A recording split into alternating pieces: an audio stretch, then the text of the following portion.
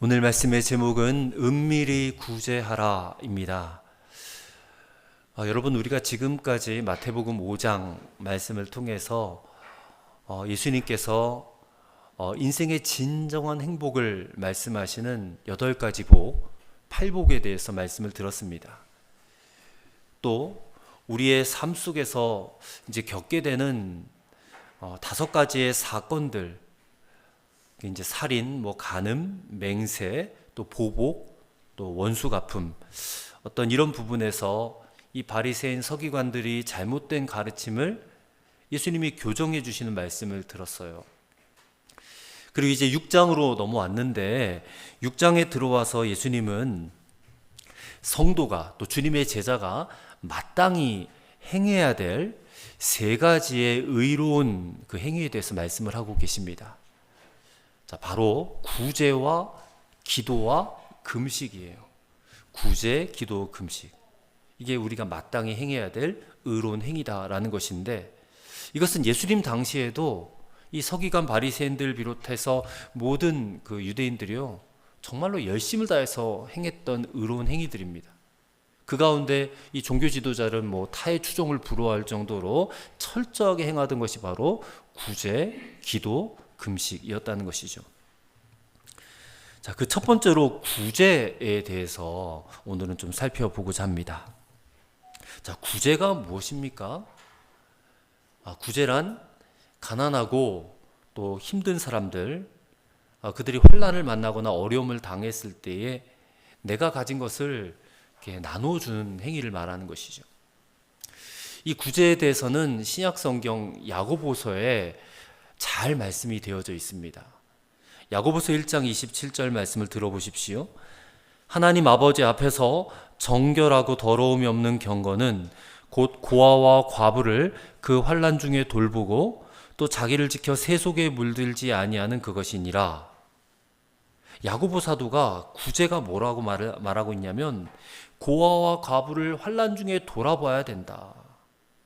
그것이 하나님 아버지 앞에서 정결하고 더러움이 없는 경건이다. 이렇게 말씀을 하고 있습니다. 구약 성경에서도 하나님께서 구제에 대해서 말씀하신 부분이 있어요. 신명기 15장 11절 말씀입니다. 땅에는 언제든지 가난한 자가 그치지 아니하겠으므로 내가 내게 명령하여 이르노니 너는 반드시 내 땅 안에 내 형제 중 곤란한 자와 궁핍한 자에게 내 손을 펼지니라. 이렇게 말씀하셨어요. 뿐만 아니라 이 가난한 자들을 위한 그 도움의 손길을 율법의 규정으로 또 명확하게 말씀을 해놓으신 부분도 많이 있어요. 다 말씀드릴 수는 없지만, 그들이 이제 농사를 짓잖아요. 경작을 하거나 또 포도 농사를 하거나 또 감람나무 열매를 따거나 그럴 때는 매 7년마다 이것을 갈지 말고 묵혀두라고 그랬어요. 그래서 가난한 자들이 거기서 나오는 것들을 먹을 수 있도록 도와주라. 그리고 매 3년 끝에는 그 해 소산의 10분의 1, 11조죠. 10분의 1을 떼어가지고 기업이 없는 레위인들, 또 그 지방에 거하는 객들, 가난한 자들에게 나눠주라고 했어요. 그게 율법으로 명시가 되어 있어요. 그래서 이런 규정들이 아주 엄격히 지켜졌고, 이 엄격히 지켜지니까 가난한 사람들, 또 레위인들, 고아와 과부, 객들은 이게 줄이지 않고 살아갈 수 있었다는 것입니다. 그러니까 이런 의미에서 이 구제라는 것은요, 하나님의 백성들에게는 대단히 중요한 부분입니다. 하나님의 백성들이라면 이 가난한 자들에 대해서 하나님의 심정을 가지고 반드시 구제해야만 하는, 참 어떻게 보면 선한 일이에요. 그래서 이 구제는 기도와 금식과 함께 유대인들의 의로운 3대 행위라고 말할 수가 있습니다. 자, 근데 또 문제가 있는 거예요. 이 바리새인 서기관들, 종교 지도자들이에요.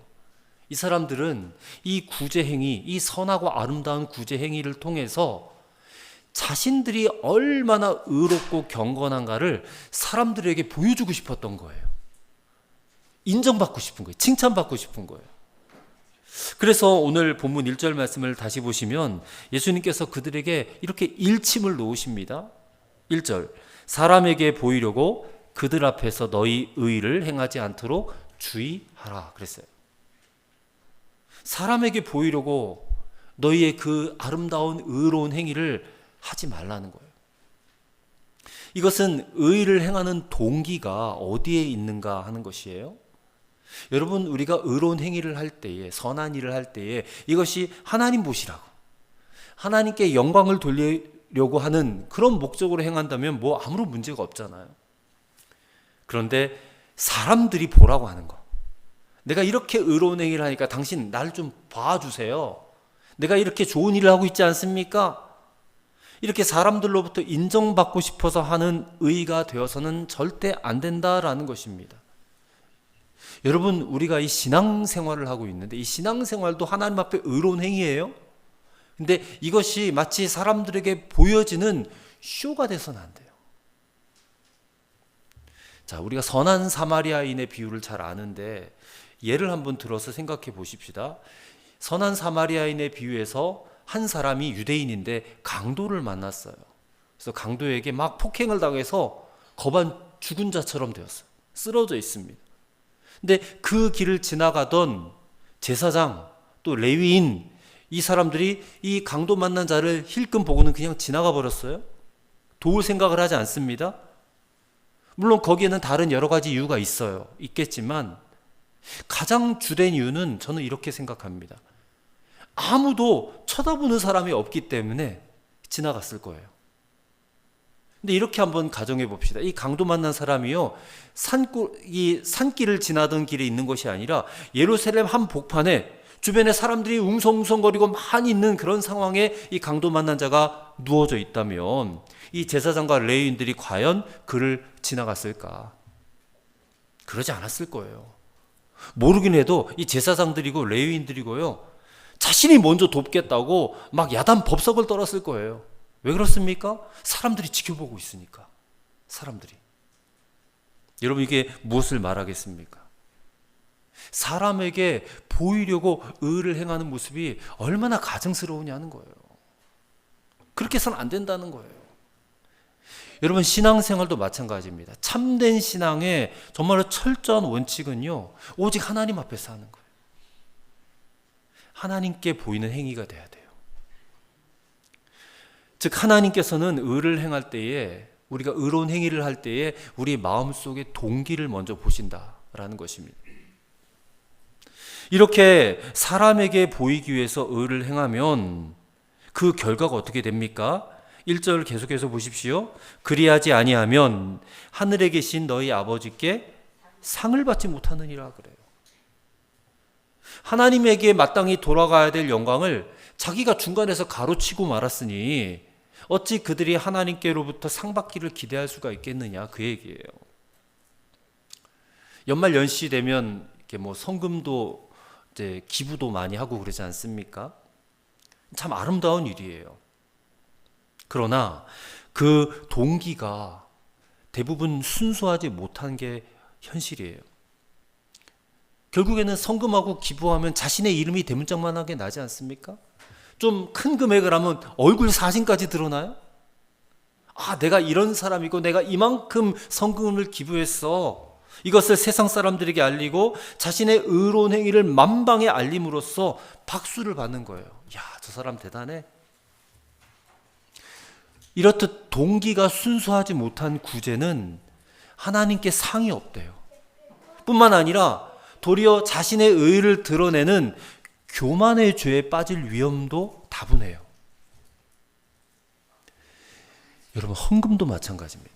헌금 얘기를 해서 죄송하지만 뭐 성경에 분명히 기록이 되어 있으니까 성경 이야기를 하겠습니다. 사도행전 5장에 보면 이 초대교회가 시작이 될 때에 이 가난한 성도들이 많았어요.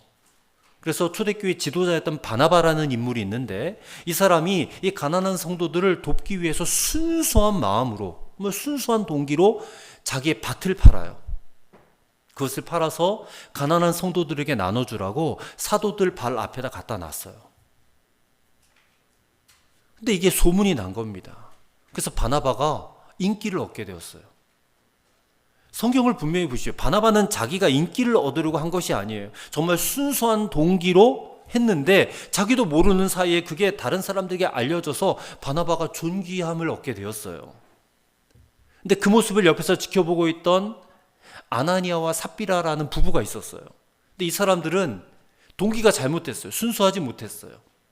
바나바가 자기 밭을 팔아서 헌금해서 사람들에게 인기를 받는 것을 보니까 그게 너무 부러웠던 거예요. 그래서 자신들도 이렇게 자신들의 헌신을 좀 알리고 막 높임을 받고 싶었던 마음이 가득했어요.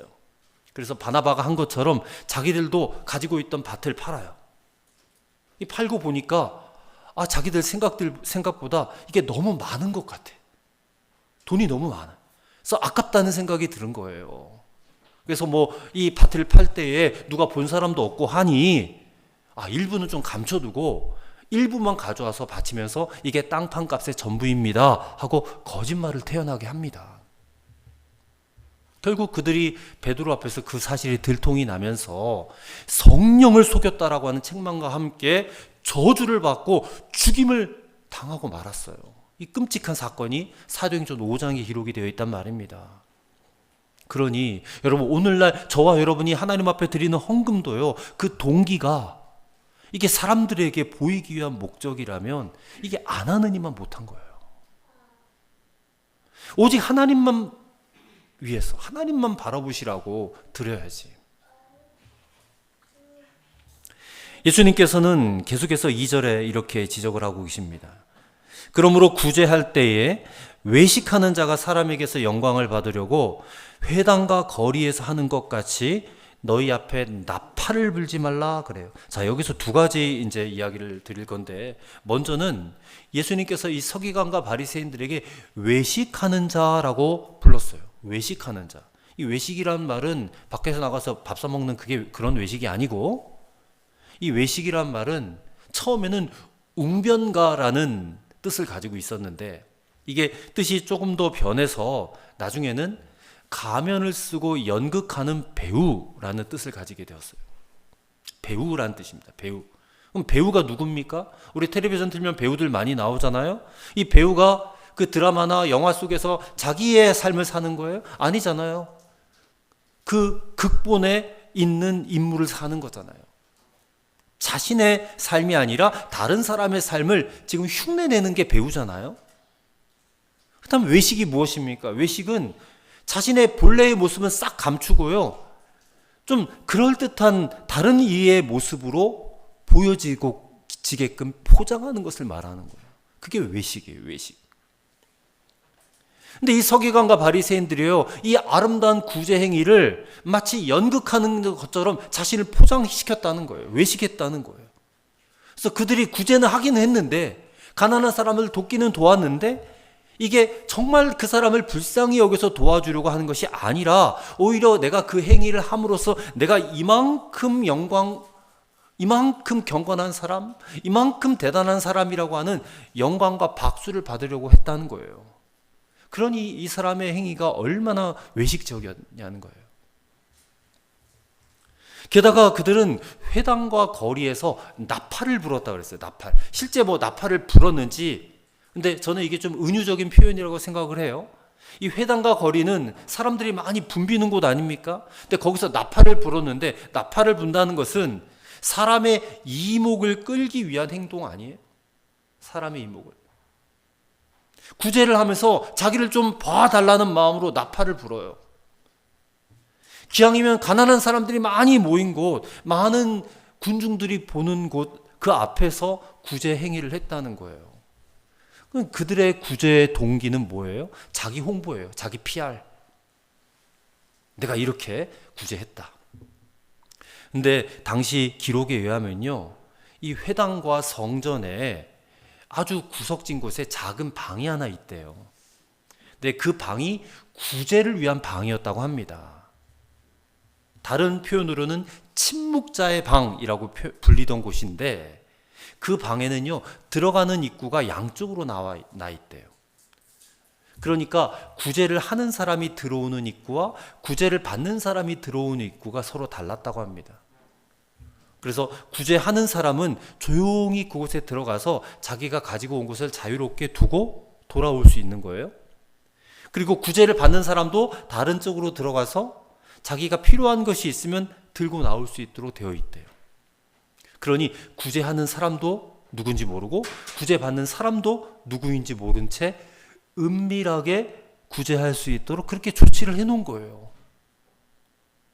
침묵자의 방.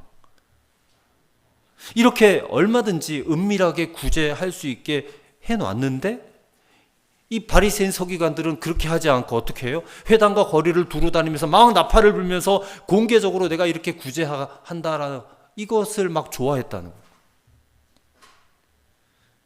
자, 그 결과 그들은 어떻게 된다고 말씀합니까? 2절을 계속해서 보십시오.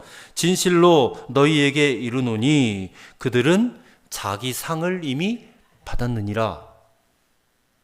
자, 자기 상을 이미 받았다. 자, 여기서 우리가 하나 알아야 될 것은요, 참된 신앙생활, 동기가 올바른 신앙 행위에 대해서는 반드시 상이 있다는 것이에요. 상이 있다. 우리가 하나님 앞에 참된 신앙생활하면 반드시 상이 있는 줄을 믿으시길 바랍니다. 하나님께서는 오늘도 우리의 신앙생활을요 면밀하게 지켜보고 계세요. 그리고 참된 신앙생활에 대해서는 반드시 상을 주신다는 거예요. 그런데 여기 상을 받는다라는 말에 이 본래적인 의미가 이런 의미입니다. 당시 이게 상거래의 전문 용어로서 물건을 샀을 때에 영수증을 받는 것을 말하는 거예요. 그게 상을 받는다라는 의미입니다. 상을 받는다, 영수증을 받는다, 이런 뜻이에요. 그러니까 이 말씀은요, 우리 신앙생활에 있어서 그게 예배든 전도든 뭐 찬양이든 구제든 봉사든 간에 이것이 남에게 보여주기식이 아니라 하나님의 영광을 위한 순수한 동기로 행하여질 때에 하나님의 상이 주어지는데 그게 마치 영수증 받는 것처럼 분명하다라는 거예요. 분명하다. 우리가 물건 사면 영수증 받잖아요. 근데 만약 우리가 이게 하나님에게서가 아니라 사람들에게 칭찬받으려고 그 의로운 행위를 해서 사람에게 보여주기 위한 신앙생활을 한다면 그러면 누구에게 영수증을 받냐면 사람에게 영수증을 받는 거예요. 이 영수증은 두 번 받을 수 없어요. 이중 영수증을 받을 수 없다는 거예요. 사람에게도 받고 하나님에게도 받고 이렇게 안 된다는 거예요. 사람에게 칭찬받고 사람들로부터 영수증을 받게 되면 하나님은 더 이상 그에게 영수증 아무 상도 주지 않을 거예요. 그들은 그들의 목표대로 사람들로부터 박수갈채를 받았어요. 근데 그 이상은 아무것도 없다는 거예요. 그래서 오늘 예수님의 표현이 자기 상을 이미 다 받았다, 그런 얘기예요. 자기 상을 이미 다 받았다. 왜냐하면 사람들에게 보이려고 했고 그리고 사람들이 다 알아줬으니까 하나님의 상은 없다는 거예요. 하나님의 상이 훨씬 더 좋은 건데 아깝죠. 우리가 그 사실을 안다면 사람들에게 칭찬받으려고 구제를 하거나 어떤 의로운 행위, 신앙 행위를 할 이유가 없는 것이에요. 이제 예수님께서는 참된 구제 방법에 대해서 말씀을 하시는데 예를 들어서 이렇게 가르쳐 주십니다. 자, 3절이에요.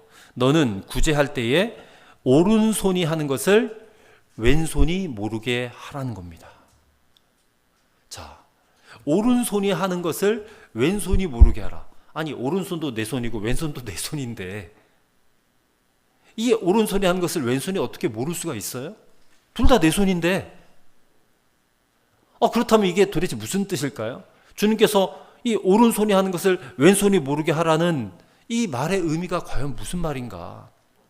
자, 우리 마음에는 어떤 선한 행위를 할 때, 구제와 같은 선한 일을 할 때에 내 마음속에 나도 모르게 자꾸 보상받고 싶다는 마음이 들어오거든요. 그리고 사람들에게 잘 보이고 싶고 또 사람들에게 칭찬을 얻고 싶어하는 그런 마음이 나도 모르게 올라와요. 왜 안 올라오겠어요? 근데 그것은 외식이다. 그것은 위선적인 행위다. 이거를 말씀을 통해서 우리가 깨달았지 않습니까? 그러니 아예 내 마음 이 중심에서부터 그런 생각이 생겨나지도 못하게 자신의 선한 행위에 대해서는 그냥 싹 잘라버리고 잊어버리라는 그런 말이에요. 그게 오른손이 한 일을 왼손이 모르게 하라, 이런 의미입니다. 구제를 하고 나서는 자신도 기억 못하게 싹 잊어버려라. 잊어버려라. 자기가 해놓고 그냥 잊어버리는 거예요. 여러분, 할 수 있습니다. 자기가 선한 일을 해놓고 하나님께 하나님 저는 무익한 종입니다. 저는 제가 마땅히 해야 할 일을 했습니다. 하나님 명령하셨으니까. 다른 사람들 기억하지 않아도 제가 한 거 하나님만 기억해 주시면 저는 족합니다. 이런 마음으로 구제와 선한 일을 하시라 그 얘기예요. 4절에서 예수님 계속해서 말씀하십니다. 내 구제함을 어떻게 하라고 그래요? 어떻게 하라고 그럽니까? 은밀하게 하래요. 은밀하게 하래요. 왜 은밀하게 해야 합니까? 하나님이 영광 받으셔야 되니까 그래요. 사람에게 영광을 받으면 안 되고 하나님이 영광을 받으셔야 돼요. 근데 구제하는 내가 사람들로부터 자꾸 칭찬을 받으면 하나님께로 돌아가야 될 영광을 내가 가로채는 게 돼요. 죄입니다, 죄. 구제는 주는 사람도 받는 사람도 서로 모르도록 은밀하게 해야 돼요. 그래서 오직 하나님께만 영광이 돌려지게 해야 한다 그 말씀입니다. 그래서 사도 바울은요, 이 구제 행위에 대해서 교회 성도들에게 이렇게 권면을 합니다. 고린도 교회에 뭐라고 권면했냐? 고린도전서 16장 1절부터 3절을 보면요, 성도를 위하는 연보, 이 연보가 구제금을 말합니다. 연보는 헌금이 아니에요. 구제금입니다. 성도를 위하는 연보에 관하여는 내가 갈라디아 교회들에게 명한 것 같이 너희도 그렇게 하라. 매주 첫날에 너희 각 사람이 수입에 따라 모아두어서 내가 갈 때에 연보를 하지 않게 하라. 내가 이를 때에 너희가 인정한 사람에게 편지를 주어 너희의 은혜를 예루살렘으로 가지고 가게 하리니 그랬습니다. 자, 이게 무슨 말이냐면 예루살렘 교회가 막 어려워졌어요. 근데 고린도 교회는 부자 교회예요. 그래서 내가 이제 너희들에게 갈 텐데 너희가 이 예루살렘 교회를 도울 구제금을 이렇게 따로 모아서 준비를 해 두어라. 그럼 내가 가서 그거를 가지고 예루살렘 교회에 갔다가 주겠다. 그 얘기거든요. 이 구제를 할 때에 너희가 각자 한 사람 개별적으로 각자의 이름으로 구제하려고 하지 말고 교회에 헌금을 해. 헌금을 해서 교회의 이름으로 구제하도록 해라. 그런 말씀이거든요, 이게. 그래서 초대교회 성도들은요, 가난한 사람들을 도울 때 그들이 각자 직접 가서 돕지 않고요, 교회를 통해서 구제를 했단 말이에요. 사도들 앞에 자신들의 재물을 갖다 놨어요. 이거를 가지고 저 가난한 사람들을 좀 도와주십시오. 거기에 자기 이름이 드러날 수 있습니까? 아니죠. 안 드러나요. 자신이 드러나지 않게 이게 조치를 취해 놓은 것입니다. 그럼 오직 누가 알아요? 하나님만 아시는 거예요. 하나님만 알도록 구제를 하는 게 진정한 구제다라는 것입니다. 그러면 하나님께서 영광을 받으시는 거예요. 자, 그리고 나서 4절의 끝절에 보시면 놀라운 말씀이 이어지고 있습니다. 은밀한 중에 보시는 너희 아버지께서 갚으시리라 그랬어요. 은밀한 중에 보시는 너희 아버지 하나님께서 갚아주신대요. 자, 이게 무슨 말입니까? 오른손이 한 일을 왼손이 모르게 은밀하게 하라 그래요. 그럼 구제를 해놓고 나는 싹 잊어버리래요. 근데 누구는 안 잊어버려요? 하나님은 안 잊어버려요. 하나님은 결코 잊어버리는 법이 없으세요. 내가 구제해놓고 내가 구제한 거를 자꾸 마음속에 품고 기억하고 있으면 하나님이 잊어버리세요. 근데 반대로 내가 구제한 거를 싹 잊어버리면 하나님은 결코 잊지 아니하신대요. 이게 구제의 원리예요. 원리. 자, 마태복음 25장에 가서 읽어보면 마지막 심판의 비유가 나와요. 자, 심판의 비유에서 아주 우리에게 충격적인 말씀이 선포되어지는데 예수님께서 이 오른편에 있는 의인들에게 이렇게 말씀하세요. 마태복음 25장 35절 36절입니다. 너희는 내가 줄일 때에 먹을 것을 주었고 내가 목마를 때에 마시게 하였고 내가 나그네 되었을 때에 영접하였고 헐벗었을 때 옷을 입혔고 병들었을 때에 돌보았고 옥에 갇혔을 때에 와서 보았느니라 그래요. 오른편에 있는 의인들에게 예수님이 막 이렇게 해서 이렇게 어려움을 겪고 있을 때에 예수님을 막 도와줬다는 거예요. 그때 이 오른편에 있는 의인들이 굉장히 의아하게 생각합니다. 그리고 예수님께 되물어요. 주님, 우리가 언제 주님께 그렇게 했습니까? 우린 주님께 그렇게 한 적이 없는데요? 보세요. 그들은 살면서 이런저런 구제를 많이 했어요. 근데 그럼에도 불구하고 그들은 전혀 기억하지 못하고 있는 거예요.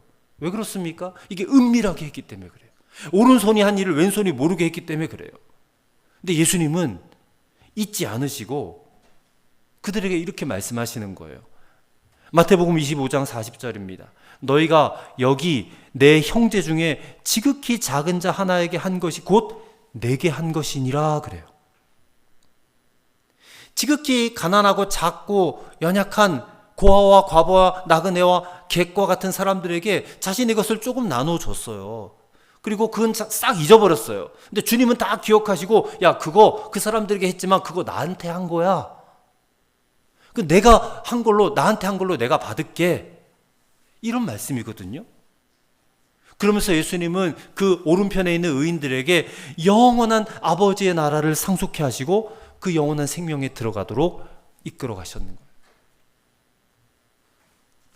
여러분, 오늘 하나님께서 저와 여러분에게 정말 너무나도 풍성한 은혜를 베풀어 주신 줄로 믿습니다. 우리는 사실 받은 게 너무너무 많아요. 그렇지 않습니까? 받은 게 너무너무 많단 말이에요. 그러면 우리는 그 가운데서 그냥 조금 떼어서 가난한 이웃들에게 흘려보내는 거예요. 나눠줬을 뿐이에요. 근데 그럼에도 불구하고 하나님은 그 보잘것없는 하나까지도 정말 귀하게 여기시면서 잊지 않으시고 우리에게 상을 주신다는 거예요. 예수님은 마태복음 10장 42절에서도 이렇게 말씀하셨습니다.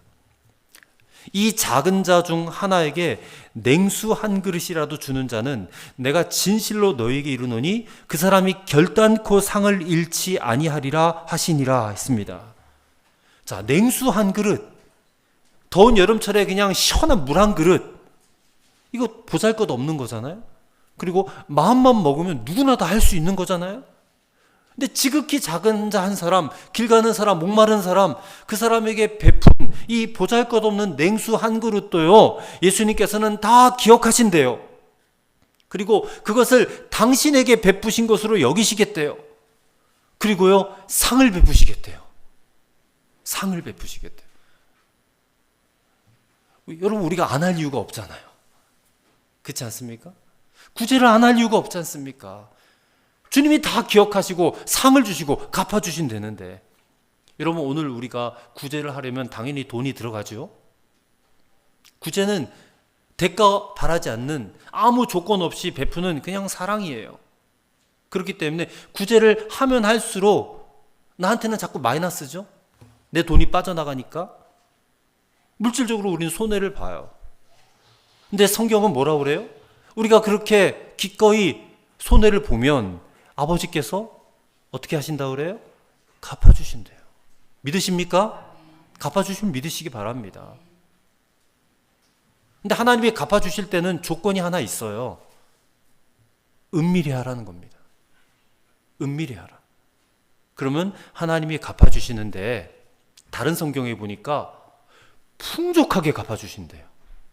오늘 본문에는 그냥 갚으시리라 그랬는데요, 구약성경 잠언에 보니까 풍족하게 주신대.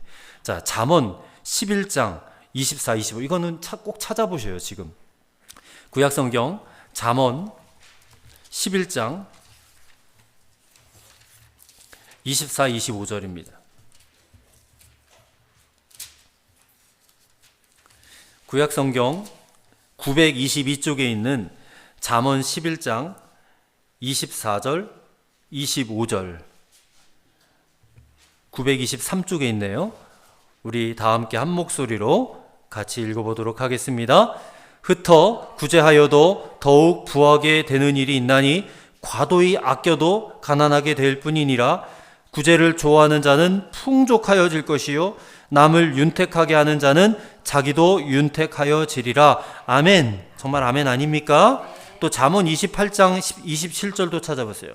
잠언 28장 27절 말씀. 28장 27절입니다. 다 함께 읽겠습니다. 가난한 자를 구제하는 자는 궁핍하지 아니하려니와 못 본 채 하는 자에게는 저주가 크리라. 아멘. 자, 이 두 말씀, 잠언의 말씀을 보면 구제를 하되, 구제를 좋아하는 자, 이게 자기 영광과 자기 의를 채우려는 사람이 아니요, 하나님께 영광을 돌리는 사람이에요. 그래서 구제를 좋아하는 자 어떻게 된다고 해요? 풍족하게 된대요. 다른 사람을 윤택하게 하면 나도 윤택해진대요. 우리는 절대 궁핍해지지 않는데요. 근데 과도히 아끼면요, 그냥 가난해질 뿐이라는 거예요. 그러니 하나님께서 우리에게 있는 것을 자꾸만 뺏어가시려는 분이 아니고, 하나님은 우리에게 더 많은 것, 더 좋은 것을 채우시려는 분이신데, 우리는 자꾸 하나님을 오해해요. 하나님은 내게 있는 좋은 것을 자꾸 뺏어가시는 분이시다. 하나님을 그렇게 믿으면 얼마나 불행한 믿음입니까?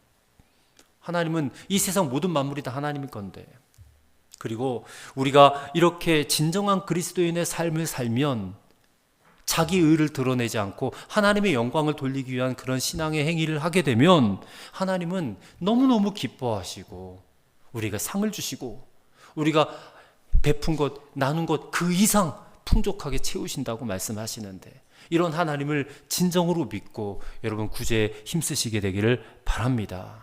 여러분, 우리가 가난한 자를 구제할 수 있는 것은요, 사실상 우리에게 복이 되는 거예요. 내가 복 받는 길이에요. 내가. 말씀이 증거하고 있잖아요. 그래서 오늘 저와 여러분이 이 말씀을 기쁨으로 받으시고 구제에 힘쓰시되 오른손이 한 일을 왼손이 모르게 은밀하게 구제하실 수 있기를 바랍니다. 하나님, 우리가 은밀하게 행하는 이 구제를 다 지켜보고 계세요. 그리고 그것을 당신에게 한 것으로 받으셔요. 그리고 반드시 갚으시고 상을 주실 줄로 믿습니다. 잃어버리게 하지 않으실 거예요. 다 갚아주시고 채우시고 넉넉하고 풍족하게 갚아주실 줄로 믿습니다. 기도하겠습니다. 하나님 아버지, 오늘 주님의 말씀에 은밀하게 구제하라고 말씀하셨습니다. 네, 그것은 결국 우리에게 상을 주시기 위함인 것도 깨달았습니다.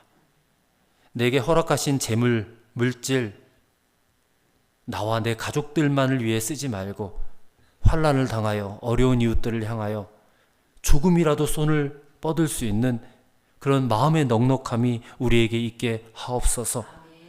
구제했다고 온 동네 돌아다니며 나팔 불지 말고 주님만 아시도록 오른손 한 일을 왼손도 모르게 하는 그런 은밀한 구제가 우리에게 있게 하옵소서.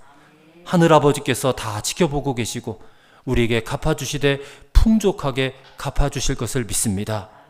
하늘의 상이 너에게 있다고 하셨사오니 그 상도 우리에게 있을 줄로 믿습니다. 예수님의 이름으로 기도하옵나이다. 아멘.